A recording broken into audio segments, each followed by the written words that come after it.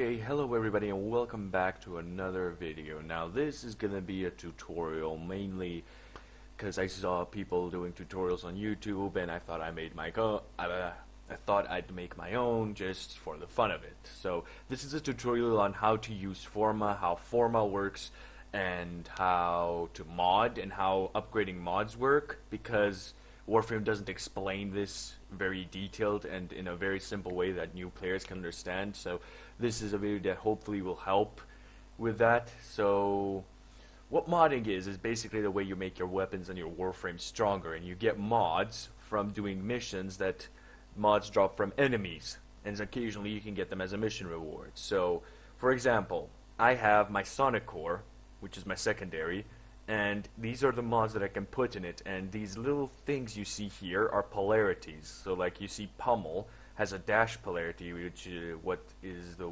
Warframe community calls is a dash polarity.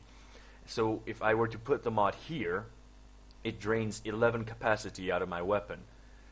And if I were to put it on the dash polarity, it does not drain 11 capacity anymore. It drains 6, because when you match a polarity with a mod, then it halves the capacity required. So like this mod, if I wanted, I have a bunch of V's, which is what I need for this gun. So if I just want, I can just take these and I can just put them all, well, not that one, but I can take all of these and just put them on the gun, and I'll be able to have all of these mods because I have the dashes and such. So that's how modding works, to like how like the polarities work. So you have different polarities here, and they each correspond to a certain mod. Like you saw, this is a dash, this is a V, as the Warframe community likes to call them. Then you have the Ds, which are basically useless for weapons, because not a lot of mods that are D polarities are very useful, except for like, defreeze and status chance for your weapon.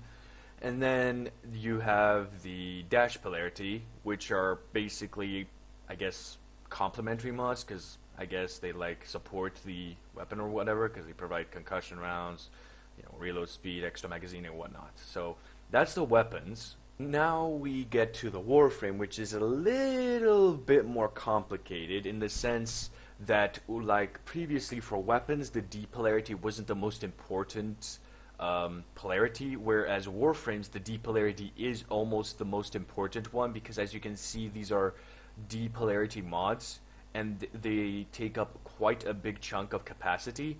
So that's why you need to have more D polarities on your Warframe slots, on your Warframe, than on your primaries and secondary and melee weapons. And another thing to note is that every Warframe has an aura slot, which can also come with or without a polarity, but fortunately Volt Prime came with a polarity. So if you put an aura mod, one of these, it basically, if you match the polarity, it gives you more capacity. So if I remove it, I have 60 capacity, but if I match it and put it in there, I have 78 more capacity to work with. So I have 80 more capacity, which is how you can do a combo, like putting this here, then putting some other mods like Fleeting Expertise, even though that one is terrible for this frame.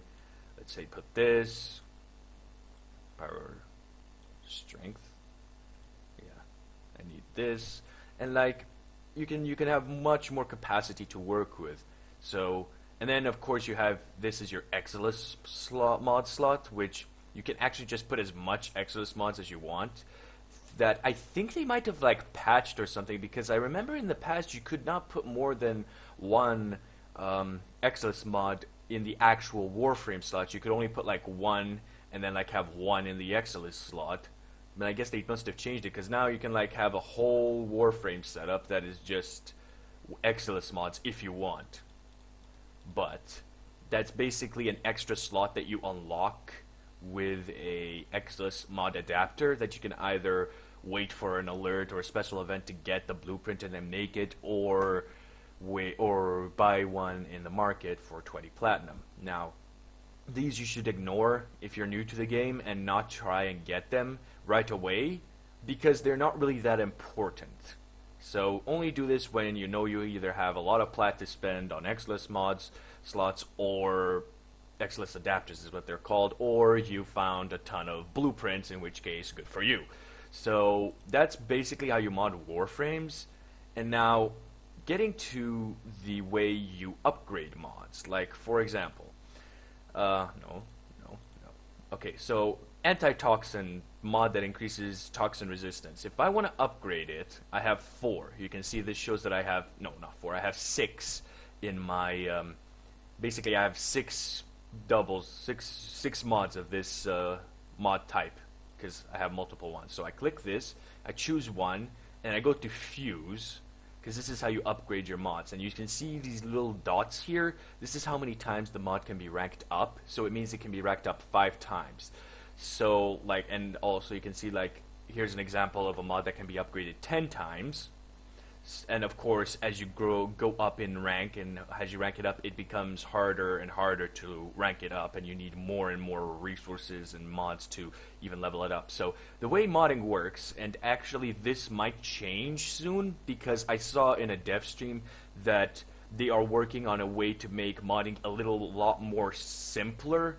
A lot simpler, what am I saying? To make modding simpler, so this might be an inferior tutorial in a while, but how you mod right now is basically, I want to level this up. So these are mods, fusion cores, that basically just straight up level up mods, but they like level it up faster and better, but they also cost more credits to level. Like if I were to want to use these rank 5 silver fusion cores, I can use all 14 and max out this mod, but it will cost 29,000 credits. Now, on the other hand, if I want to use the same mod that this mod is, I can use this, I can select all, and it will upgrade it, not fully, but it will upgrade it to 2, and the cost will be reduced because the fusion cores weren't used, which the fusion cores are just used to like max out mods as fast as possible, so they cost more credits. And if you want, and if you have a lot of useless mods, you can just, for example, take like 6 of these, you can take 14 of these, you can take 10 of these, and just contribute useless mods that like you have. Like I had once, like I had 1,000 mods of this, 1,000 copies of the same mod, and it's like you can just contribute useless mods, but just know that that will also increase the cost for trying to apply the fusion to the mod. So you can just pump useless mods and rank them up as much as you can, or as much as you want, and that's basically how you mod. And it works for like all the mods you have here, for your Kubros, your pets, your secondaries, your melee, your stances, which are for melee weapons. So that's basically how you rank up mods, and I hope this helped you. And now to move on to forma. Now, I told you that the polarities have to match the polarity of the mod in order to have the capacity, that is the drain that the mod puts on your warframe and or weapon, to have it halved. Now, this warframe did not come with all these polarities. As you can see, there's 2 stars here, which means that I put 2 forma in it, which means that now I had more polarities than I started out with, because if we go to actions, once a warframe or weapon reaches rank 30, you can polarize it, which means you can add a forma to it, and you choose here where you want the polarity to be put. And you can also, you can forma aura mod slots and also Xless mod slots. So you choose where you want it, and you choose what polarity you want. You want a V, you want a D, you want a dash. This is for augments. And then you choose it, and then you click apply. And now, unfortunately, this will make your warframe and weapon go back to being unranked. So it means you have to rank it up again to level 30 if you want to add another forma. So, but it's like, if you're high enough level, you can just put a forma, go to Draco a few rounds, and then just have a fully ranked frame again. But that's basically how you use forma. And the way you get forma is you could do either void missions. Basically, I think the only way to get them without paying for them is void missions as rewards, as blueprints, and then you need to make them, and then they take 24 hours to make. But the thing is that you should, in my opinion, never try or even buy forma from the market for 20 platinum, because it is so easy to come by. At a point, I had like 12 forma blueprints just chilling in my inventory because I could not make them fast enough, because you can only make one a day, and it takes 24 hours to make one, as is obvious. Anyway, so it's just, there's no reason to buy it. Your platinum is better spent on catalysts or reactors. So another thing that you also need to use, that I'm pretty sure is kind of obvious, but I'm going to explain anyway, is that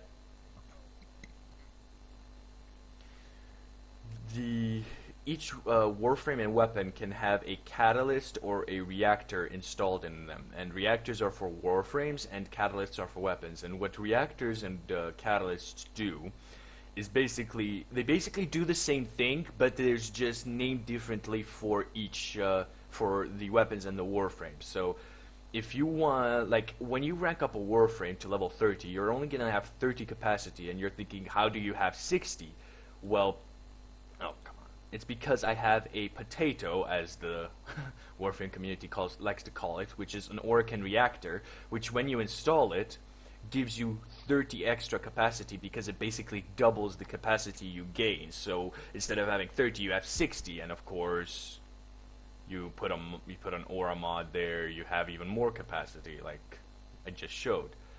So it works the same way for weapons as well. So if you want, like I already did it for this, but if you want, you put a blue potato, I guess you could say, or an Orokin catalyst in your weapons, and you can also have 60 capacity for that. Now, unfortunately, weapons don't have aura mods slots, so you can't get like 75, 78 more capacity, which is fine. I mean, the weapons are powerful enough as it is, so they don't need an aura mod slot or something to give extra capacity.